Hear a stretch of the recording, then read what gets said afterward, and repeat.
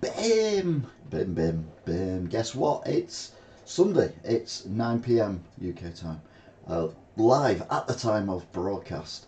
And we're about to have a look at the news. Yes, it's News Roundup of the Week, where we try and have, as best we can, a look at what has gone on in the world's news in a light-hearted manner. It's not very easy at the moment because there's a lot of crap going on, but we cover that as well.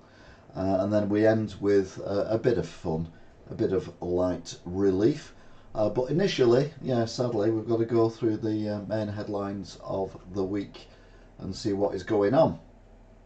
So just wait. Normally, people join in and end up saying hello to them, so I'm going to just hold off for a moment. Let you know that we will be talking about the House of Commons, what went on about the vote of Gaza, Gaza itself, Ukraine, also the the surprise that Russia wants to bury one of its activists secretly, that it's murdered. Can't think why it would want to do that. But anyway, we're going to cover all that during the course of this broadcast. So yeah, have we got anyone in yet? We haven't got anyone who said hello yet. We've got a couple of people in. So I'll get cracking, shall I? Cracking toast, cram it. So yeah, the main news of the week involved. Well, I always try and find two things that are the main news of the week, and this week, that's the wrong thing. This week it wasn't overly difficult because, well, there were two stories that one is horrific and the other one is horrific. So I do apologise in advance for the horrificness that we're about to endure. But the first one is in Russia. This is the mother of the murdered leader of the opposition in Siberia, and she's gone to collect her son's body, but she's not allowed to see it. This is Monday. People are asking, was Novichok used to kill? Because his wife, widow, says that Novichok was used to kill him. Russia is saying that it was natural causes, which usually happens when you're murdered. The Russia's also saying that... oh, hang on, we got some movement in the chat room. Just bear me a second. Yep, there we go. And then... Sorry, it's just someone saying hello. I'll say hello to them in a minute, because I've got the wrong thing on. Here we go. Oh, what's gone on here? What has gone on here? Chat room's not working apparently. And I've not been told I'm online either. We've been phoned, which is a bit worrying. Anyway, the body's not been released, and Russia is not saying, this is Monday, where the body is.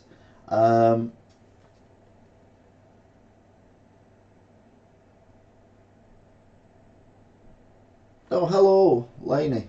Yeah, we've got the chat room working now. Lainey's changed her thumbnail. Yeah, it reeks of usual stuff that goes on with Russia and Putin and all that other nonsense that goes on there. By the time we got to Thursday, his mother of Alexander said that she'd seen the body and she'd been forced to sign a death certificate saying it was natural causes.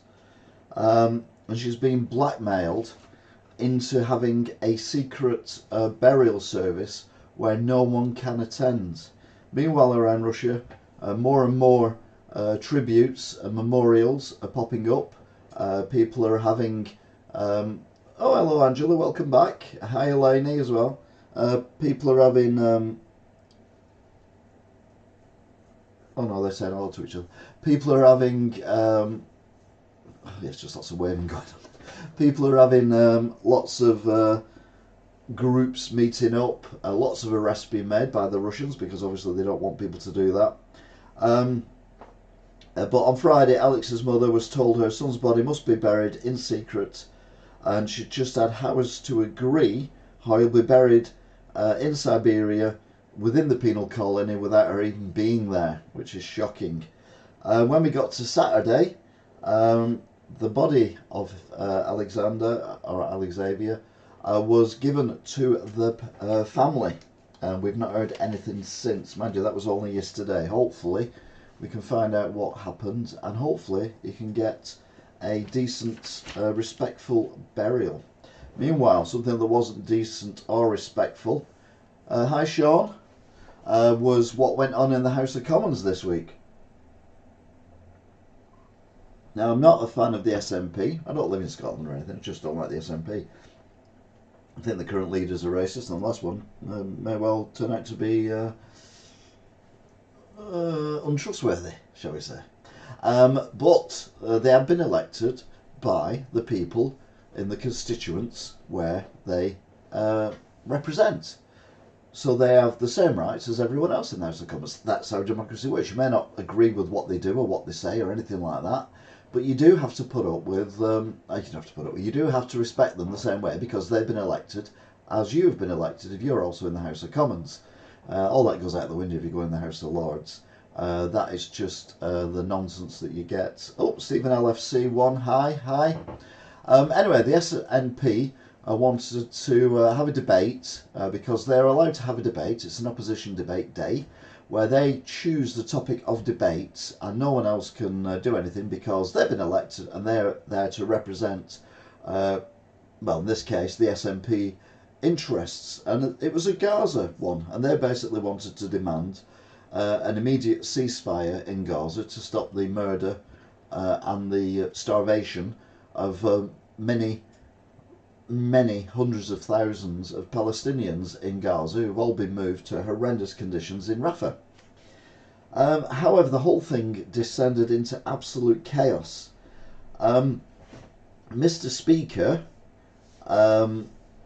basically said that he wanted to have all sides represented, so he opened up a question or a debate also from the Tory party and from the Labour Party. Rumours then swirled that Sir Keir Starmer, the leader of the Labour Party, had a word with Mr. Speaker to basically tell him that he wasn't happy with what the SNP were putting through.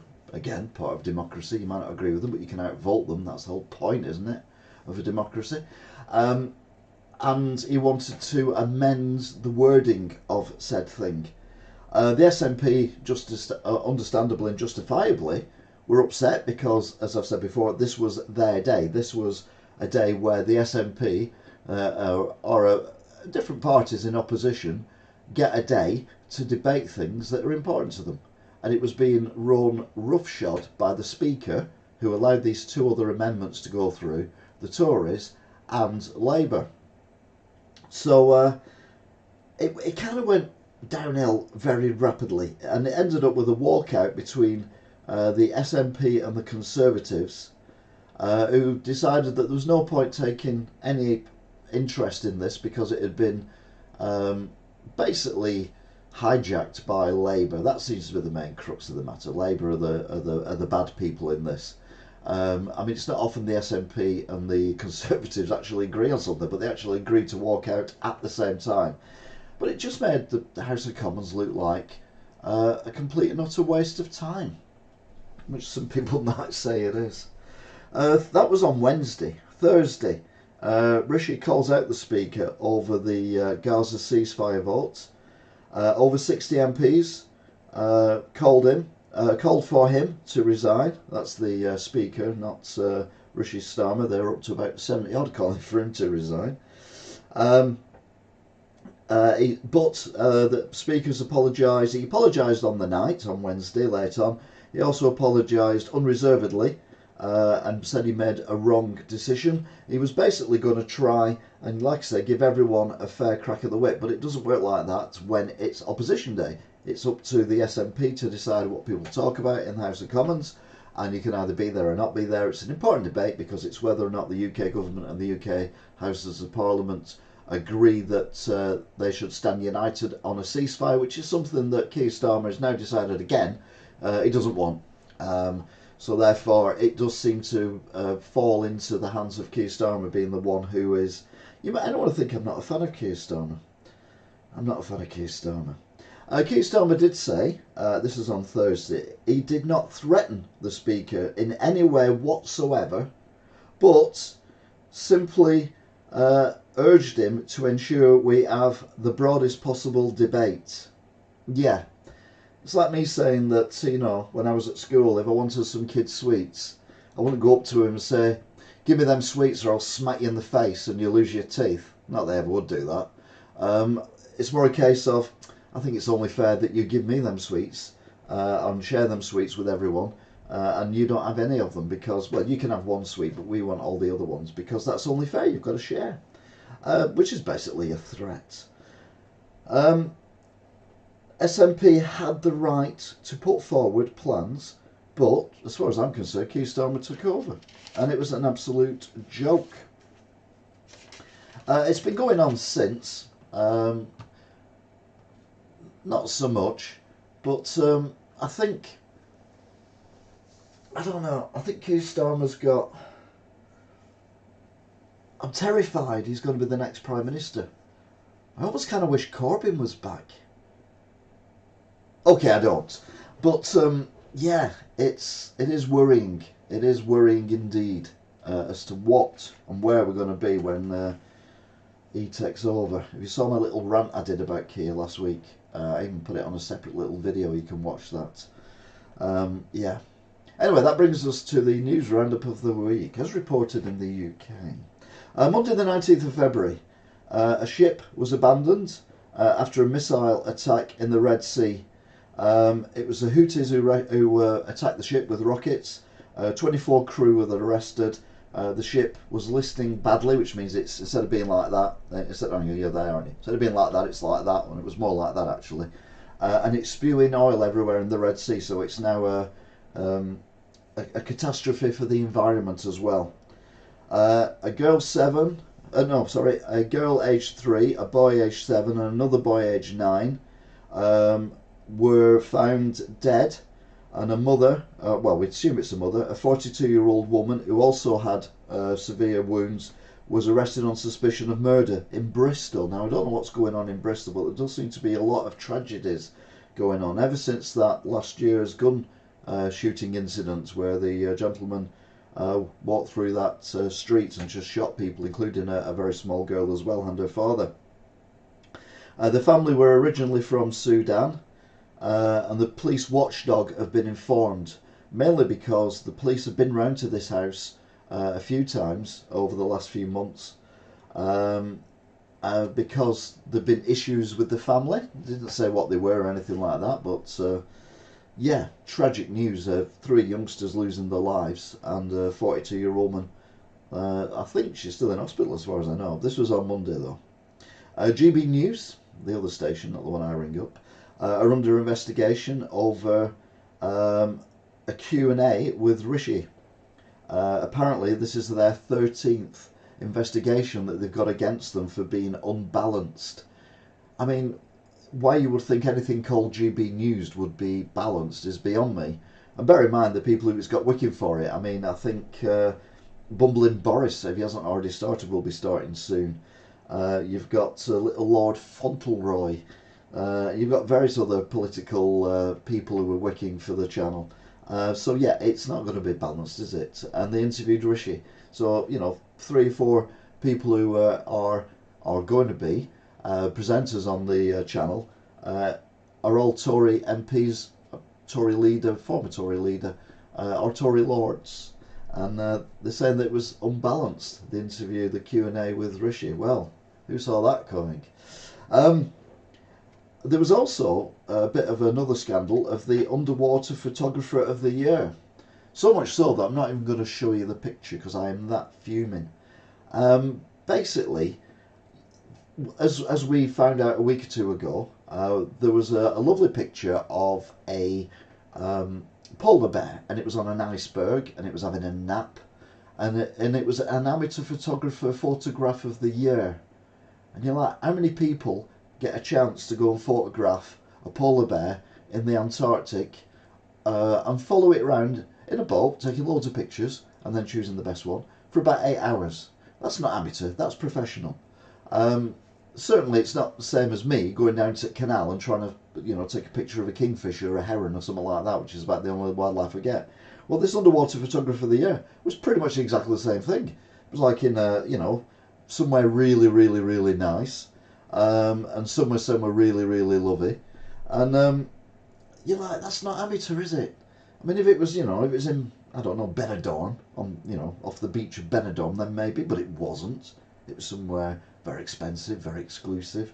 So you're like, no, these are all fixers. I got very angry. Anyway, that brought me to Tuesday. This is where we got the first video from inside the NASA hospital in... oh, hang on, what we got? Russia needs to go. Nope. No. No, Laney, you are wrong. Russia does not need to go. Russia is the best Prime Minister we've had out of the last 5 or 6 Prime Ministers, if not more. I mean, he's still shit, don't get me wrong. But he's not Keir Starmer. Keir Starmer gets in, we will all be absolutely, and I mean monumentally. No. Anyway, this is the NASA hospital that the Israeli Defence Force have pretty much razed to the ground, as they do. It's still functioning, but without any electricity or any medical supplies or anything else. The UN are also saying that this is, well, they've not used the word war crime, but they've certainly questioned it. And the US again has vetoed a UN resolution for a ceasefire, which makes once again the US complicit. So whoever is voting and doing the not voting for a ceasefire for these innocent people being slaughtered, and don't get me wrong, I'm not saying Hamas should not be sought out and destroyed. They definitely should, but not at the expense of innocent women and children.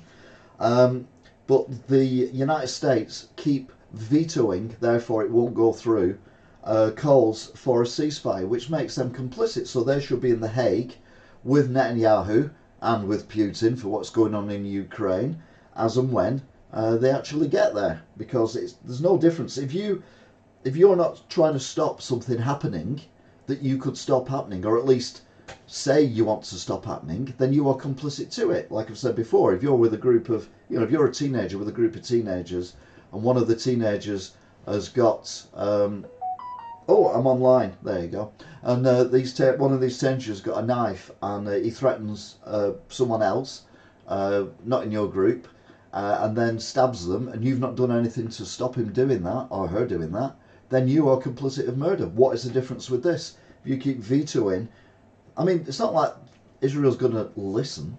So, it just seems ridiculous. Signs of frustration by using the words over the top. Prince William's joined in as well, says he wants to see an end to the fighting as soon as possible. And he wants to see critical aid get in and hostages being released, and too many people have died. And good on Prince William for saying that. At least he's got some balls to actually say what he thinks. Taken after his father. Because his father obviously can't say that now because he's the king. Although he did say last week he was a bit fed up with what was going on. Kex, not keys. Oh, Kex. Right. I'm like, well, you need to get some keys that fit. I'm like, what? Who? What? Anyway, that brings us to the head of immigration system is fired with 1 month left on their contract. So we now got no one who's the head of immigration. Obviously, immigration is a problem in the UK, as it is around the world. Again, I think it's dilution of the identities of different countries by flooding them with people from other countries who don't give a monkey's left dangly bit to what is the beliefs and everything of the country that they've gone to. So, for example, if I moved to, I don't know, Dubai, I would respect the laws of Dubai. I wouldn't necessarily go to mosques or wherever and pray or anything like that. But I certainly would respect the laws of their country. And if I wanted to set up a church, I'm a devout atheist, so that's never going to happen. But if I want to set up a church, I would do it in a discreet way. And I wouldn't expect to be able to change the entire country to be what I want it to be, because I've gone to their country. The problem you've got is a lot of these people coming into this country, like I say, don't give a monkey's left dangly bit as to this country or anything about this country. If we ever do go to war, and we go to wars against country that these people have come from, have we not got the enemy within? Oh, Rolo's back. Hello, Rollo. Um, we had Rollo in, last week. The Court of Appeal is to look at the sentence handed out to the murderer of Barnaby Webber, the 19-year-old student, his friend, Grace O'Malley, Kima, and Ian Coates, the 62-year-old guy, who was stabbed to death in Nottingham last year. The guy who did the murder and then ran over about 3 people with Ian's van that he'd stolen after he murdered him, got put into a hospital for the foreseeable future. He didn't actually get sentenced for murder, it was manslaughter. And the family, and rightly so, are saying, no, this guy, for a start, he should have been taken off the streets. There was plenty of warnings before he did what he did. That's the case for the police inquiry that I think is going on as well. But no, if you go around stabbing people, you are a murderer. If you've got a knife, doesn't matter what mental state you're in, you've murdered people. It's not like they're going to say, oh, it doesn't matter then. A bit like in America when we're doing gun crime and it was like it was a stray bullet that killed them. Like it's, oh, that's an excuse. No, there's no excuse for going around with a knife, stabbing people. So yeah, okay, he's getting the treatment he may need at the moment in hospital, but as soon as he comes out of hospital, he goes straight to prison for life. End of. But apparently, no, that's not how it works. Just people saying everything. Hello to each other, and Rollo's a fan. I've got a K9 fan, as I said last week, doesn't happen very often. I still think I'm a Terminator. Body found in the Thames near the Tower of London. May well be our coward of a chemical attacker from last week, but we will find out later in the week. Meanwhile, in Plymouth, a World War II bomb was found. A man digging his garden found this bomb. It's 1 metre long, half a metre wide, and weighs half a tonne. Apparently, Plymouth in World War II was heavily bombed because it's on the well, it's got a decent port there, but more importantly, that port is a military port. So obviously, it was a target for the Nazis, and a lot of bombs didn't go off. And this one somehow ended up very close to a terraced house. Other people living at the house at the time didn't realise that a bomb had gone through their back garden, literally where the patio is on a house. This old guy was digging up his patio and he found it. Anyway, it's been, well, more of that later. You could say that someone might have made a cock up. Or a floppy cock. One or the other anyway, but we'll come to that later. Wednesday, Rishi as an audience to the King. It was the first audience, the first time that Rishi has met the King since the King was diagnosed with cancer. And the King admitted on camera that he was reduced to tears by cards and well-wishers over his cancer diagnosis. We're still not sure what his cancer is, but there is more about that later on. Rollo's a boy, the sausage dog. Sausages. BT Tower, the iconic tower, which was the tallest building in London until about the 1980s, I think, has been sold. It's no longer owned by BT. It was the post office tower originally, because the post office also ran the telecoms, but then when we sold off the telecoms companies to private investors, it became the BT Tower. Anyway, it's now been sold off and it's going to be a hotel. Apparently, the revolving mechanism at the top, which was a restaurant back in the day, hasn't worked for 20-30 years. There's a possibility it may be brought back into action, but I can't see it myself because I would imagine it'd make quite a bit of noise. So if you're trying to sleep in a hotel, which is very small, I imagine the hotel's just going to be the bottom bit, the actual building bit. I know it's big up there, but it's not big enough for a hotel. It's probably big enough to reinstate the restaurant. But I would imagine the vibrations and everything would be quite annoying if you're trying to get some sleep downstairs in the hotel. But anyway, we'll wait and see. But it's another hotel. This time it's in London. Makes more sense than the ones we're getting in Wigan. Thursday the 27th of February. What's that say? Oh, homes and mosque flattened in Rafah. Again, this is the IDF not killing innocent people or minimising the death of innocent people by bombing houses and mosques. in a place where they've told everyone to go to. With leaflets, like I said before, what's the difference between leaflet and putting people on trains? That seems to be what's going on at the moment. Meanwhile, the UK dropped aid from aeroplanes, but they had to fly thousands of feet up in the air because they couldn't fly low, north of Gaza City because they've had no food or any help for a long while. So rather than driving in there, they've had to drop the supplies in. Apparently, it landed in the correct place because, well, the British know how to do things, even though technically it wasn't a British aeroplane that did it. There's a huge fire in Valencia in two 14-storey buildings with people still trapped inside and on balconies. That was a breaking story on Thursday night. Horrific reminders of what went on in Grenfell in London a few years ago. A place I've accidentally driven past a couple of times since. That brings us to Friday. 10,000 people were evacuated as the Plymouth half-a-ton bomb was moved from a garden and transferred to the docks to be put on a boat to be sent out to sea to be detonated. What could possibly go wrong? Household energy bills will drop 12%, and it's going to be the lowest they've been in 2 years. However, standing order prices are still to go up. Why? Why have they put in the crisis that were going on? British Gas revealed massive profits. I'm with British Gas. I can hate them. But what's the point of moving anywhere at the minute because they're all as bad as each other. But British Gas has basically cashed in on this. It's not necessarily the gas and the electric they made the money from. It's the standing charges. The standing charges have gone up exponentially, and they've used this as a smokescreen to do it. And they're not putting the standing charges down. In my opinion, it doesn't matter how much it costs you to produce the gas or electricity. It doesn't cost any more, regardless of the cost of the gas or electricity, to get it to people's homes. So why is the standing charges going up all the time? Absolute fucking joke. And again, I think someone should look into that. They won't do because they're all in each other's pocket, aren't they? The body in the Thames was identified as the chemical attacker. I did wish him dead, to be fair, but I kind of hoped he had a long-suffering, lingering death.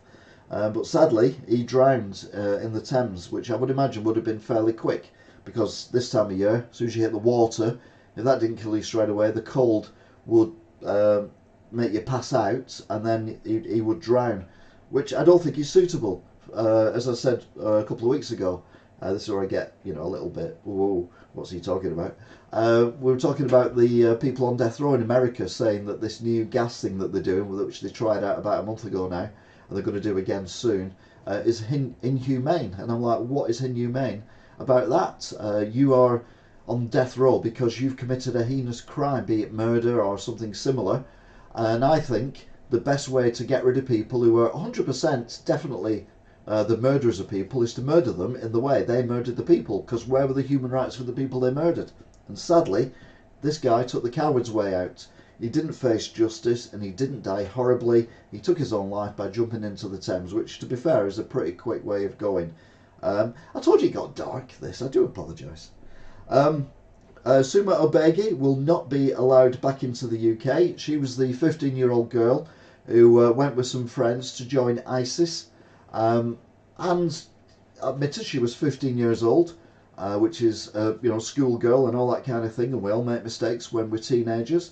She ended up being a child bride. She had 3 kids. Sadly, all of the kids have died. I say sadly, any child that dies, regardless, they can't be helped with who they're born to or where they're born. So any child dying is a sad incident. The problem was that she wants to come back to Britain, but she showed no understanding of the upset that she caused, and she made no apology for it. She even glorified in it, and that's where I draw the line. I can forgive people for making mistakes, I can forgive people for being brainwashed, but when you stand there and you still say, this was 3 so years ago when she did an interview, that she quite enjoyed the experience that she had and watching people being murdered and all that kind of stuff. I'm like, no, you are not someone we want in this country. Anyway, we wait and see. This is going to go on and on and on, I feel.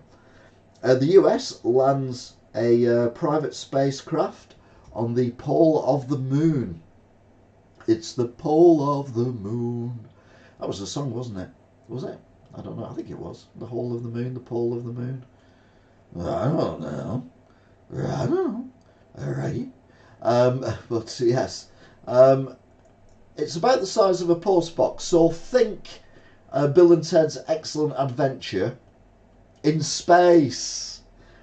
But sadly, it's a bit wonky because they landed it in an area that's very heavily cratered. A bit like my face.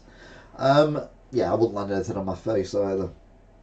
And then John Savant has died, aged 86. He played Fred Elliott in Coronation Street. I say, Ashley, and all that kind of stuff. He was a fantastic character. He was the butcher of Coronation Street. Normally that means a mass murderer, but no, he was an all-round good character and very funny as well. What I didn't realise was, because I never watched it, he was in Hudson Hawk, starring Bruce Willis, as an auctioneer or something similar. And even there he's basically Fred Elliott, a slightly younger version of Fred Elliott. The weird thing is, though, I thought he'd already died twice. I mean, in real life. I know he died in Coronation Street, but that's a story, it's not real. I'm sure he died not long after he left Coronation Street. And then I was shocked that he hadn't died because he died about 2 years ago. But anyway, he has finally died. Not that I wish him dead, but he's one of them people who, you know, you often think, oh, that's a shame, or whatever, or not. Yeah, it was like, huh? I thought he was already dead. But anyway, he's not. Did you hear about Liverpool winning the Carabao Cup? I did hear about Liverpool winning the Carabao Cup, but I have zero interest in football. Although apparently it was a bunch of babies who did it. It's not being nasty. I mean, it wasn't the A team that went out and they beat Chelsea. Admitted it was in extra time, and it wasn't. It was very near to extra time. Anyway, that brings us to Saturday. And Saturday the 24th of February is the second anniversary of the invasion of Ukraine. Over 10,000 people have been killed in Ukraine by Russia. God knows how many troops have been killed for the Russians or injured, because we'll never know the true amount. And many soldiers as well. I mean, we're talking tens of thousands of soldiers for Ukraine have been killed as well. But if you'd have told me on the day that Russia invaded Ukraine that 2 years later Russia would have hardly even scratched the surface of Ukraine, as in the amount of advances they've made, yeah, I'd have laughed you out the park. Because at that time we all thought Russia was an invincible war machine. Turns out it's not. Turns out a bunch of basically, no offence, but amateur soldiers can hold back the might of the Ruski army. So what were we scared for all these years? More importantly, though, Wigan won the World Cup Challenge, says Sean J. That's a rugby thing. Again, I don't follow rugby either, but that was literally about 8 stones throws away from where I'm sat. Assuming you can throw as far as a rugby player can throw. It might be about 20 if I'm throwing, and then I'll have a dead arm, so probably have to kick it for the rest of the way. But yeah, they were playing an Australian team, something Broncos, and yeah, it was very exciting apparently.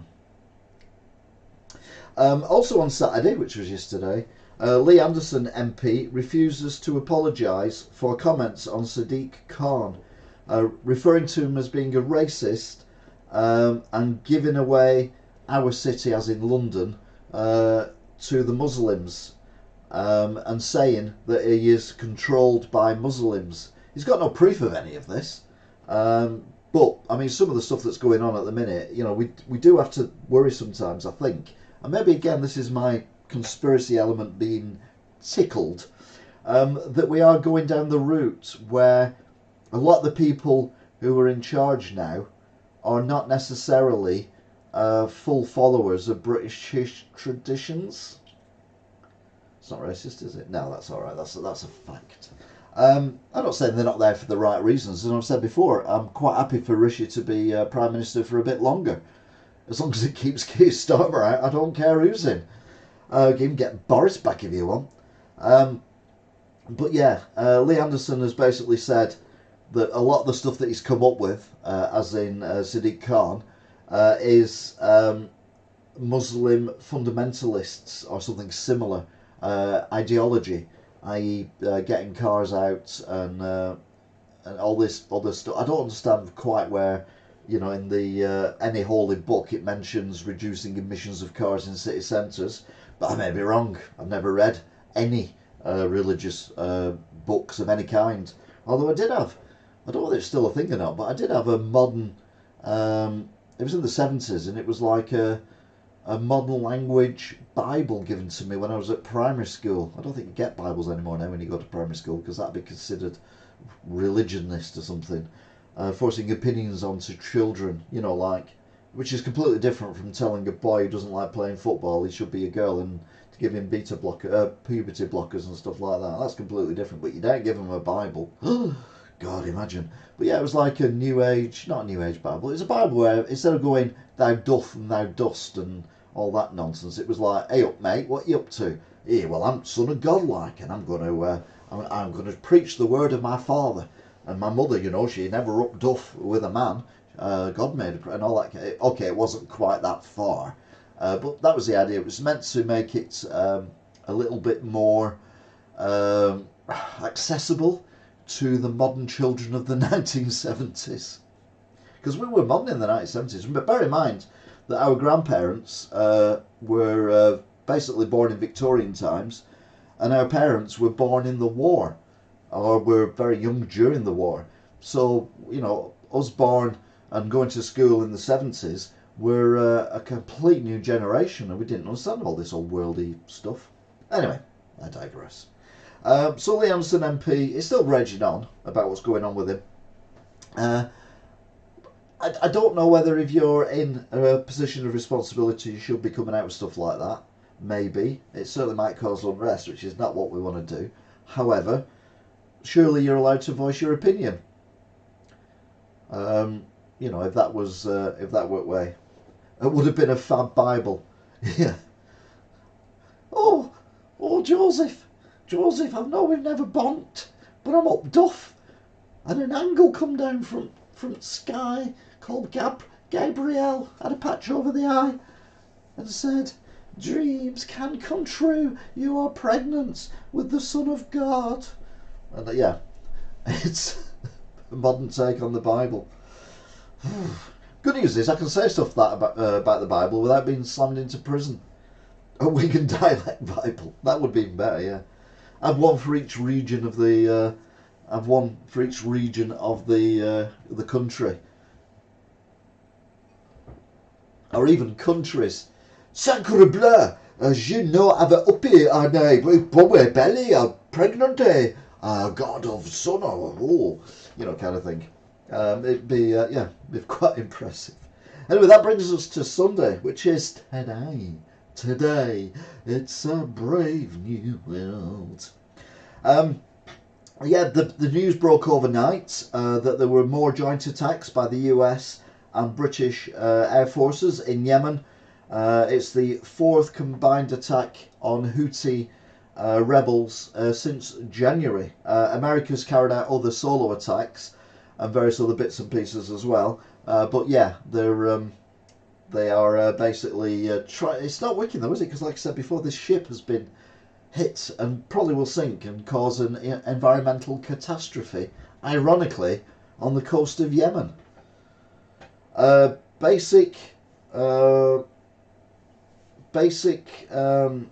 put colours, that's the contours, basic contours maybe, of a temporary ceasefire in Gaza have been agreed, but not with the Hamas. So I don't know how that's going to work. In Tel Aviv, there are water cannons being used and police arresting many Israelis who are out protesting about the war. Not necessarily about the war as such, but the fact that they don't want Netanyahu, they didn't want him even before the war started. In a way, it's a little bit, you could say, like Maggie Thatcher. You know, the biggest godsend she ever had was the invasion of the Falkland Islands by Argentina, or the Malvinas, as they say in Argentina, because she was struggling as a leader. But that war kind of got, not everyone, but more people on her side, because she was, you know, she did the right thing of getting these islands back again. If you wonder where the Falklands are, you see that's Australia, that's, yeah, the one before Australia, that's South America, and it's literally, you can't even see it, but it's a dot at the bottom of that pointy bit. That's where the Falklands are. And yeah, we got them back and everything was hunky-dory.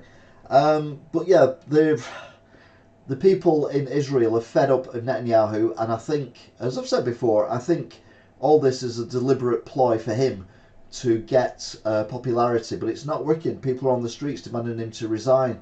They're also saying he's not doing enough to get the hostages back, because basically his army have killed a number of hostages that they're meant to be saving, including shooting 3 of them who were shirtless at the time, therefore obviously didn't have any weapons on them, telling the army they were Israelis who'd been kidnapped, and shot them in cold blood anyway. And this is the Israeli Defence Force, as I like to call them, these Israeli murdering curs. Yeah. But he says, because he's a dictator now, total victory is the goal and is very near. What he means by that is he's near enough killed or moved all the Palestinians out of Gaza so he can move all his lot in there and rebuild it again, because that's one reason why they flattened everywhere, so he can rebuild it all again. I think we should get Israel to pay for the rebuild for the Palestinians. Trump says, yeah, gotta love Trump. Trump says, what did he say? He will say, on the 5th of November, which is the morning after the election, he will say to Joe Biden, "You're fired," because that was his TV show. If that's the best he can come up with, God help us. I mean, he'll also say to himself, "You're pardoned," because he can do that, because he's the President of the United States of America. And a bit like we're going to end up with Sir Keir Tosselot, they're going to end up with Donald Trump. I know it's bad enough when we had Boris and Trump in charge, but God, I'm so scared of Keir Starmer. He's such a knobhead. Anyway, we digress. Brings us nicely to world news, where some of the topics we've already covered will be covered again, but this time by talking about what's going on in the world and how it's been reported in the world, because that's what we do. World news, there we go, and there we go. Australia first. Australia. The car of the year in Australia is not where you would expect it to be, although maybe you would. Struth, the future of Australian family transport. The Kia EV9 has been named the Drive Car of the Year for 2024, making the first time an electric car has claimed the distinguished award. Yeah, what absolute nonsense. We are being brainwashed. I'm not, but people are being brainwashed and thinking electric cars are the future. They are not the fucking future. The fucking future is hydrogen.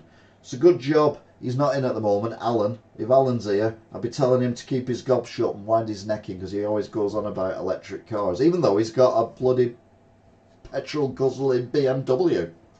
Just saying. Hashtag. Anyway, digress. Hi T, by the way, as well. Hope you're good. Increase in Aussies relying on credit cards for essentials. So basically, like we've got a cost of living crisis here, they've got one in Australia. They don't have Brexit. They don't necessarily have the war in Ukraine as such, but they're still struggling. It's people higher than our governments who are controlling everything. Oh, Sean, you've got no room to talk. This is Prince William being reported in Australia. I, like so many others, want to see an end to the fighting as soon as possible. There is a desperate need for increased humanitarian support to Gaza. And they've said Prince William's appeal for an end to the fighting in Gaza in a rare political statement posted to X, formerly Twitter. Prince of Wales says there's been a terrible human cost of the conflict in the Middle East. And it comes as the British House of Commons prepares for a vote on the issue, calling for immediate ceasefire. Little did we know how tough that would be. A plant-based diet could help reduce sleep disorders. Well, that's bull. Because when I eat vegetarian food, I'm up all night farting. It gives me a sleep disorder. But anyway, a new study has found that switching to vegetarian or vegan diet could help reduce the risk of snoring and sleep apnea. According to experts, up to 40% of Australians are not getting enough sleep, with a change in diet now a possible game changer for those struggling. Yeah, that's absolute bull. If you ever notice, even when COVID was a thing and people were panic buying food, all the vegan food was still there in the chill cabinets because it's bull.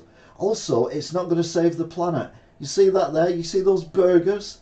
I mean, the other stuff is proper veg. Don't have a problem with that. Those burgers, they're mainly pea fibre and various other bits and pieces as well. How much energy and time and resources and electricity, which is basically energy, go into making that look like a burger? Doesn't taste like a burger, doesn't have the texture of the burger, but they're making the effort of making it look like the food it's meant to be. Have you seen them bacon things that are basically, well, they're not bacon things. They are look like raw Frazzles. If you remember Frazzles, the stripy bacon flavoured snack that you could get was white, red. That's exactly what this, and it tastes worse. Vegetarian vegan food is not going to solve the problems of the world. Plus, all the farmers are being told that they can't use chemicals to help increase their crops. They've got to give up so much of their farm to the wildlife that's there, which is fair enough. But how can we get more vegetarians when we're giving the farmers less chance to make more vegetables? Also in Australia, how whales sing remains a mystery. And what's largely remained a mystery for centuries, scientists now believe they understand the mechanics of one of nature's most majestic creatures. In a paper released by the University of Southern Denmark, researchers studied the voice boxes or larynxes of 3 dead stranded whales. The scientists then blew air through the voice boxes under controlled conditions to see what tissues might vibrate, and they discovered that the voice boxes actually produce sound. Who knew that? I'm glad we got these experts, eh? NASA are asking the question, do you have what it takes to live in a Mars simulator? No. I mean, I have a human body.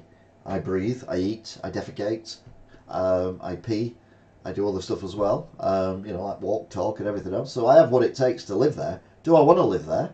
No. Don't be stupid. Frazzles. Sales of Frazzles are going to go up quite a bit now, aren't they? Can you guess what type of rare marine life this is? Well, basically, it's someone holding a Pikachu. Not a Pikachu, a Pokemon underwater. It's not. I just thought it was a funny picture. A news story that gripped Australia and has now come world news. A police officer is sought amid a search for 2 missing men.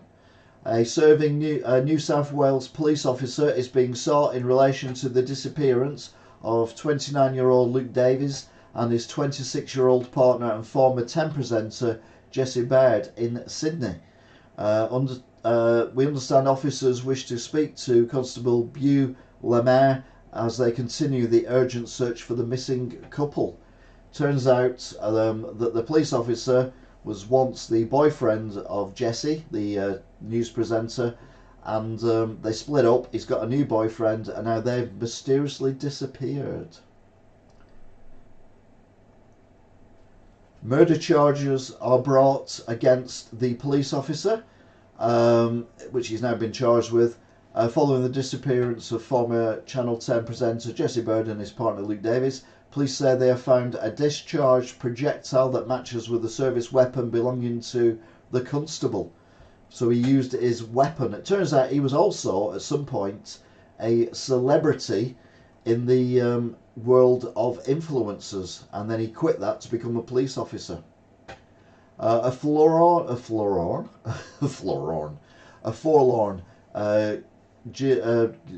Ghislaine Maxwell pictured pacing the yard at a Florida prison where she's serving a 20-year sentence. To be fair, we did joke that when she first got sent down, that sad news that a week next Wednesday, Ghislaine Maxwell will be found dead. Was found dead in her cell, but here she is, months later, walking around. Trump likens Alexei Navalny's death to his own legal struggles in a bizarre Truth Social rant. Well, yeah, I mean, there's nothing like being picked up on being a criminal to an innocent man being murdered by the state. I mean, they're very, very similar indeed. I see where he's coming from. Former President Donald Trump broke his protracted silence on the death of Russian dissident Alexei Navalny, comparing Navalny's demise to an Arctic prison to the legal wars that threaten Trump's freedom and fortune. The sudden death of Alexei Navalny has made me more and more aware of what's happening in our country. It's a slow and steady progression, he says. Absolute nonsense, that guy is. New York City celebrity bald eagle Rover is killed in a collision, ironically, with a Range Rover. The bird was called Rover. A bald eagle that amassed a popular following throughout New York City was tragically killed in a vehicle accident this week. Rover, the majestic eagle who was spotted soaring above the Central Park Reservoir just last month, was scavenging along the Henry Hudson Parkway on Monday when a car supposedly hit him. Rover was the most famous bald eagle in New York City area. The only one who knows, the only one known to both birders and non-birders alike. Yeah, I must admit, if you're in New York, or if you're in London, and there's a massive bird of prey flying around, you're going to notice it, whether you're a birder or not. Why are they called birders? It's twitchers, aren't they? Hiya, Andy the cyclist. Hope you're good. President Biden trips twice boarding Air Force One despite using short stairs to avoid him tripping. President Biden yet again has tripped twice while boarding Air Force One despite using a shorter, less challenging staircase. The 81-year-old Commander-in-Chief managed to narrowly avoid a complete double tumble as he prepared to set off for Los Angeles. Footage of the near miss showed Biden saluting US military personnel at the bottom of the staircase, and then on the way up of this very short staircase, he stumbled twice, but he's still suitable to go up for election again and get voted in. I mean, rock and a hard place if you're in America. I mean, we've got the same problem, but Jesus Christ. A young girl dies after sand hole she was digging with a little boy collapses on a Florida beach. A young girl is dead after the hole she was digging on a Florida beach collapsed and buried her and another child who was helping her. The girl, believed to be around 7 years old, had dug a 5 to 6 foot deep hole at a beach in Lauderdale by the Seat in Fort Lauderdale when it caved in on her and a 7-year-old boy. The weight of the sand completely buried the girl while the boy had a limb protruding and was pulled out. But horrific. Again, beaches should be safe places, but we've all dug stuff on beaches, admitted. Not 5 foot, 7 foot deep tunnels, but hey Billy, the world needs a female president of the USA.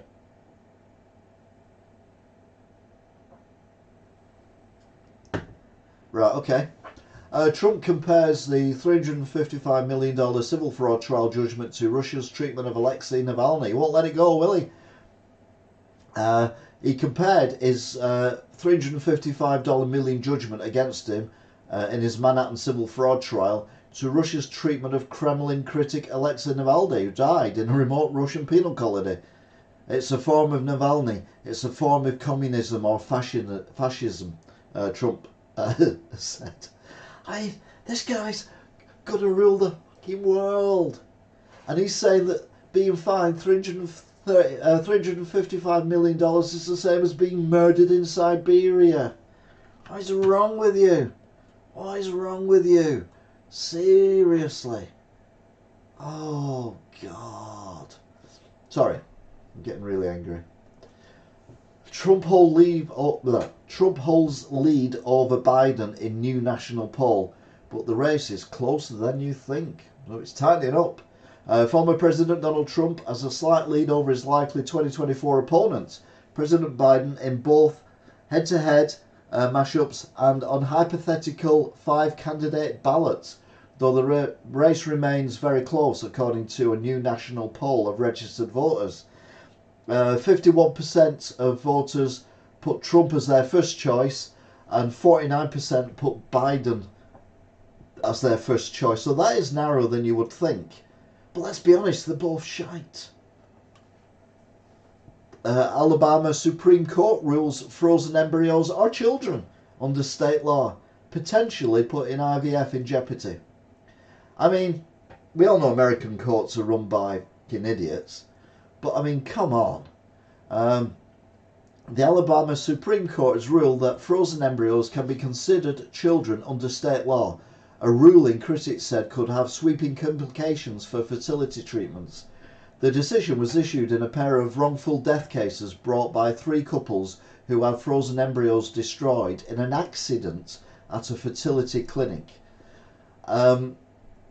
Yeah, America is losing it a big time. We just need to get rid of America, let's be honest. Never mind a woman. Can we send she's already over there. Can we just make her president of America? Oh my God, that'd be brilliant. She'd probably blow the place up. A high-altitude balloon of unknown origin, China, flying over western US, says a report. A high-altitude balloon of unknown origin, China, is being tracked by the US government, according to a report. The balloon is currently flying over the western regions of the country. Military aircraft are determined that it is not a threat, according to the outlet, but the purpose of the balloon is unclear. The newspaper, The Post, has reached out to the Pentagon for comments. They've received no response whatsoever.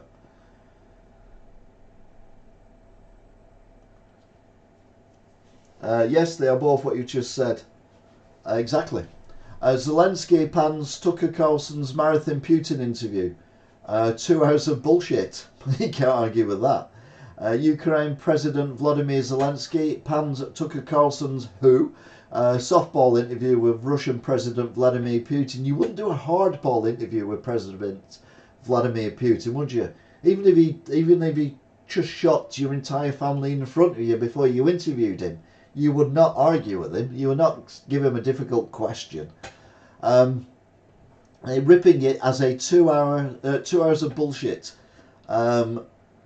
Zelensky said that although he was briefed on it, he ultimately spent very little time thinking about Carlson's sit down at the Kremlin with Putin, who he calls, rightly, a killer.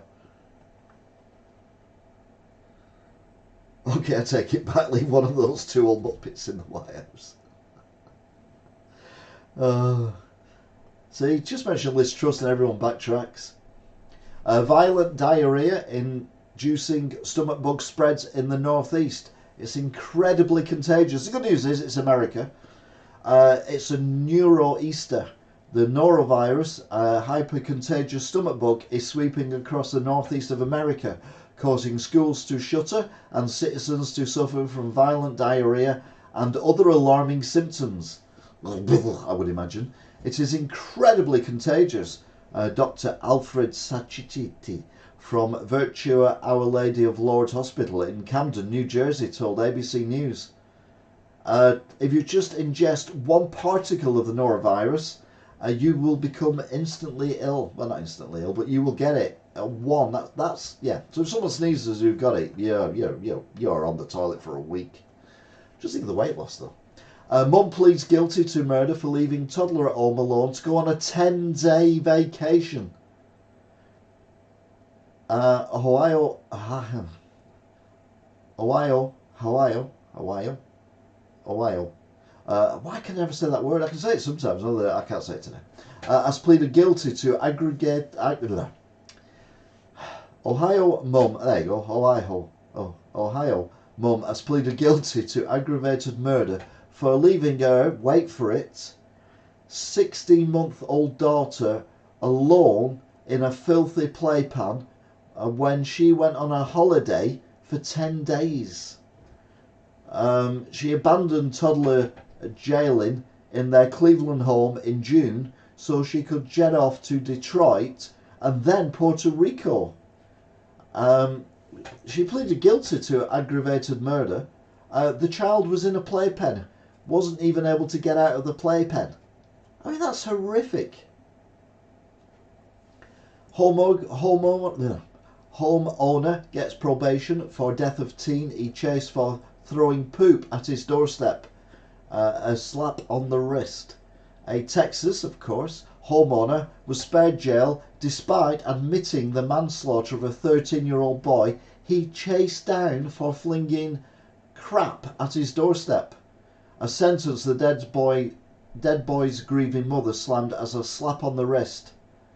Xavier Zarate had jumped into his Ford SUV to chase down the teen, Brett Cardenas, and another pal, also 13, for flinging the disgusting package at his house.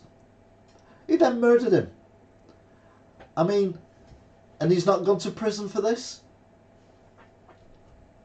Seriously, America, what the is wrong with you people? That's a serious question. I want to know what is wrong with you people.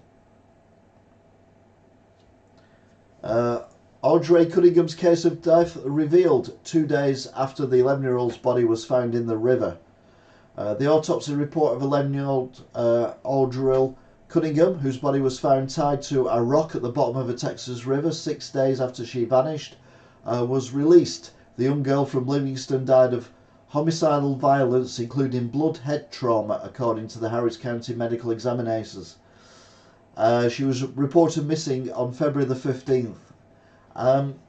Yeah, horrendous case. And they weighed a body down with a stone and threw her in the river. I hope whoever did it gets what they get coming to them.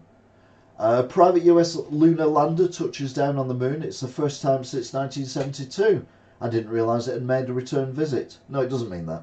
It means it's the first time America has landed anything on the moon, but it's not NASA as such.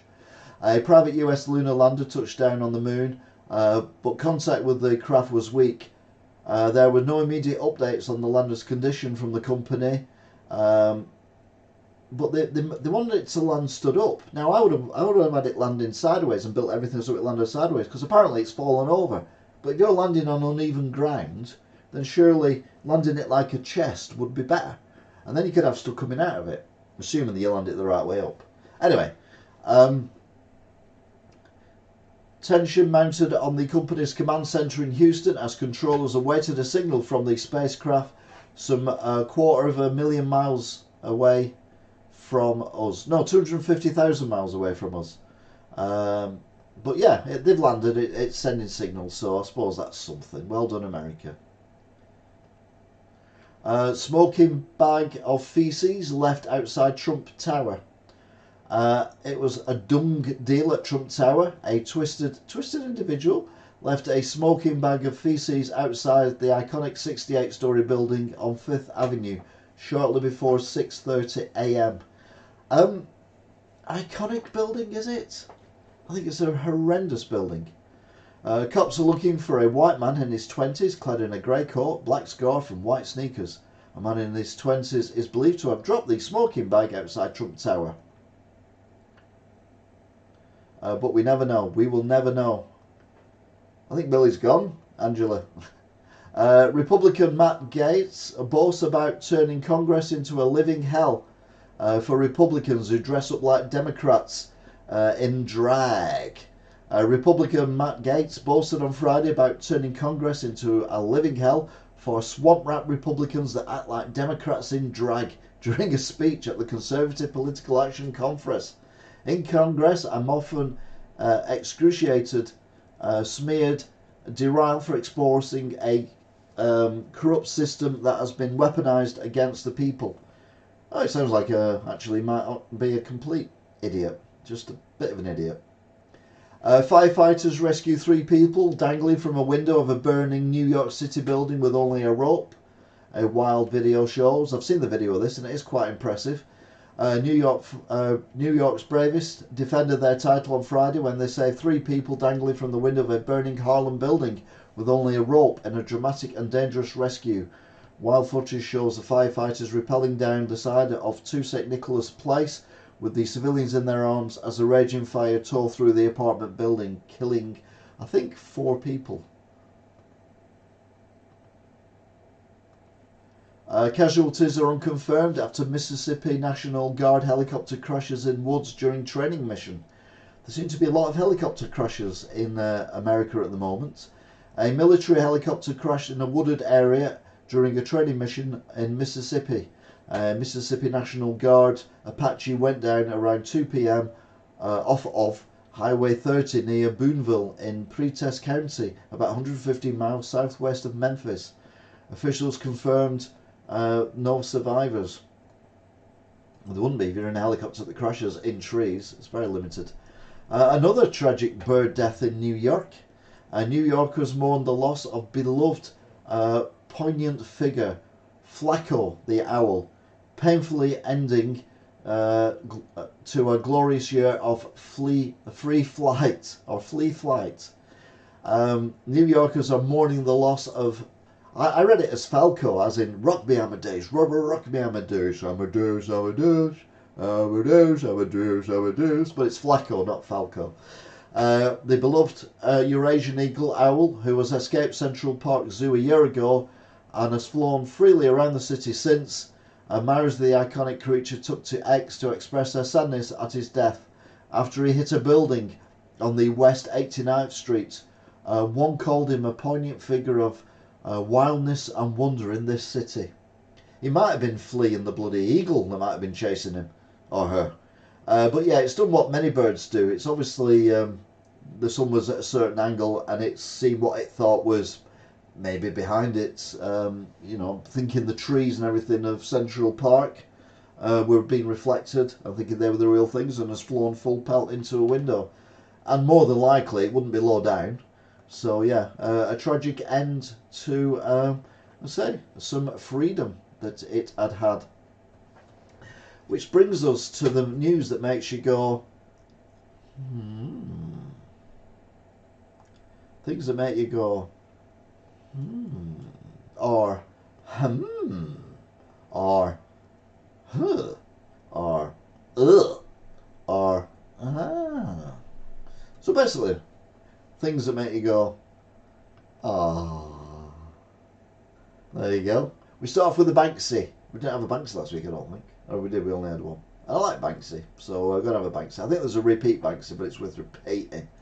If Fisher Ducks succeed, call in an airstrike. That seems to be the way of the world at the moment. I don't know if I ever mentioned or not, but my favourite sport is Formula 1, and it's back next weekend. Yay! What are we doing here? Oscar Pistari, Pastry, whatever he's called, has said, was asked a question, would it be incredible if Lewis won this year in a Mercedes, because he's moving to Ferrari? I think it'd be hilarious. Mercedes pull the finger out of their arse and actually get a decent car, and he goes to go into Ferrari and wins the championship this year. That'd be so funny. And Oscar said, no, it would not be incredible. Oscar Piastri wins first championship is a much better story, which I think is very quick thinking and very, very good indeed. And of course, he's teammates with Lando Norris, whose pictures for the season show an incredible change. Lando went from 18 to 25 in a year. So that was his picture for last season, and that's his picture for this week, for this one. And someone's written from Spider-Man to Tony Stark. Basically, he's learned how to grow a bit of fluff on his chin. Oscar being back in the UK, spending time with my girlfriend. Meanwhile, Lando tweets, "Ooh, girlfriend!" Which means I think them two are getting on really well, has to be said. I don't think Lando could not get on with people. Apologies for the thing there, just the way my phone does things sometimes. Alexei Navalny, a fierce opponent of Vladimir Putin, has died in a Siberian prison colony, according to Russian prison service. he suddenly lost consciousness after they murdered him. Which is probably nearer the truth than what we're ever going to find out. Now this one you have to read upside down. Mutant wolves roaming the deserted streets of Chernobyl appear to have developed resistance to cancer. Part life. No? Think about it. It's hilarious. Another Banksy. Kids celebrating, arms across the chest, a Tesco carry bag on a flagpole. Genius. This is from the Viz. A turtle's tail, the opposite of the turtle's head. This is the reappearance of the tapered end of a feces from the U-bend after flushing, aka a deja vu. Now, if you know what a turtle's head is, it's when you're desperate for the toilet and you're touching cloth because you can't find a toilet quick enough. Well, this is a deja vu. It's when it reappears in the U-bend after you think you flushed it. Genius. A turtle's tail. Gotta love it. Looks like Modern Family got a renew for the 12th season. This rather bizarre photograph they took of all the drivers at testing this week. And it does look rather similar to a stock photograph of a TV show I never followed in America called Modern Family, which I assume ran for 11 seasons series. Israel plans to build 3,300 new settlement homes. It says it's a response to a Palestinian attack. Relatives of Martin Elliott, 26, react during his funeral in the West Bank settlement. But yeah, Israel are saying that they're going to build settlement homes on land that is currently Palestinian. And this isn't a land grab. Wake up, world. Retired millionaire mobster says he knows who assassinated JFK. They asked us. Mobster Michael Frances claims he knows who killed former US President John F. Kennedy and will take the details of the killer to my grave. But the mafia were asked to kill JFK. So it was a hit. Who knew? Oh yeah, everyone. Ancient Egyptian tombs riddled with danger from snakes to herpes, AI warns. AI, I don't think it's a threat at the minute, is it?